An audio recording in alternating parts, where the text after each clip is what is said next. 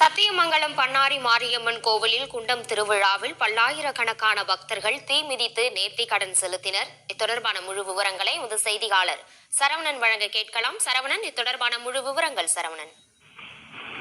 ஈரோடு மாவட்டம் சத்தியமங்கலம் அடுத்துள்ள அருள்மிகு பண்ணாரி மாரியம்மன் திருக்கோவிலில் கடந்த மாதம் 24ஆம் தேதி பூச்சாட்டத்துடன் குண்டம் திருவிழா தொடங்கியது.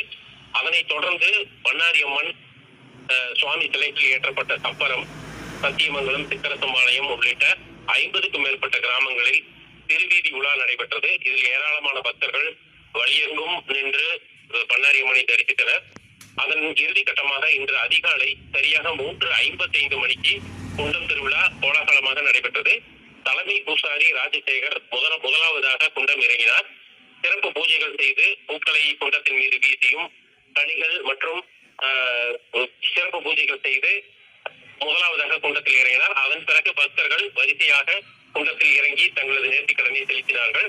இந்த தீமிதி திருவிழாவில் ஆண்கள், பெண்கள், குழந்தைகள் உள்ளிட்ட ஆயிரக்கணக்கானோர் 2 நாட்களாக காத்திருந்து வரிசைகள் நின்று தீமிதித்து வருகிறார்கள். இந்த நிகழ்ச்சியில் 3000க்கும் மேற்பட்ட போலீசார் பாதுகாப்பு பணியில் ஈடுபட்டுள்ளனர். தமிழகம் மற்றும் கர்நாடகா ஆகிய மாநிலங்களிலிருந்து சிறப்பு பேருந்துகள் இயக்கப்பட்டு வருகின்றது.